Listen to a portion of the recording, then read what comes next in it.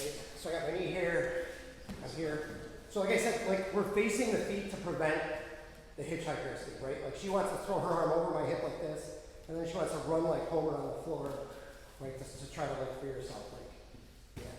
So, go back. Usually, I was just showing a couple guys, like, I don't like to use this leg configuration because it is kind of easy to escape. So usually I just kind of switch my feet up, like I'll go here like this, and then now she can't run at all. There's nothing she can do. But I don't want to overcomplicate this. I want to keep it nice and simple today. But I want you guys to see this, like, some people I saw were kind of struggling, like just kind of pulling the arm into themselves and they weren't able to get a finish. I want you to remember, like, wherever their thumb is pointed is the opposite direction of their elbow, right? So if their thumb is there, their elbow is always on the opposite of that, right? I always want to pull against the thumbs up, right? So wherever her thumb is, if I pull against, I get a tap, right? I always get a tap the opposite way of the thumb. So always think about that, right? All I'm trying to do is like put her elbow against a wedge, something that won't move anymore, and then push against it to get my tap, right? So if her thumb is this way, I push against that thumb. Does that make sense? So that's what we're looking to do. Right, as soon as we get them in position, like you could do it from here too, like I could pull this way, right? The other thing that's really important is how tight your knees are together. The wider your legs like this is, it's just shitty, you can see it.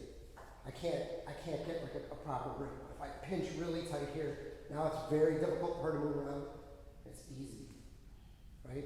So now, once you pull it across your lap and you feel like that tension in the arm, I want you to add a little bit of hip in to get that tap, right? So pull it tight. Pull, so you feel like you can't move much more, and then hip in to get the tap. Does that make sense?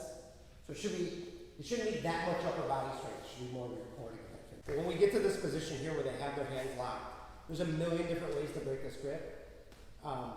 My favorite way is I like to attack the hand. You can either go under or over to attack the hand, but the first basic one that you should do is shoot your secondary arm underneath all the way to the elbow, like, and I'm inverting like my hand like this, so I can come up, and then I can attack the wrist and then pull on the end of the lever, right?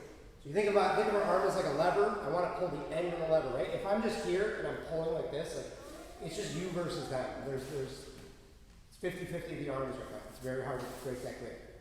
Right? I mean, unless they're like a kid, then okay. But full-grown woman, and you're trying to arm lock them. Dive your arm inside, right? Try to get the crook of your elbows as close to their hands as possible. And then I'm not pulling back into me, I'm pulling like up and back. And that's how I'm gonna break that grip, right? Another kind of sneaky way sometimes I'll catch it is if they bring their arms close together like this. See how like now there's like a nub on the top, you can grab over the hand and start to like almost wrist lock from here. Right? But underneath is best. Here. Right, and remember, we don't want to fall this way.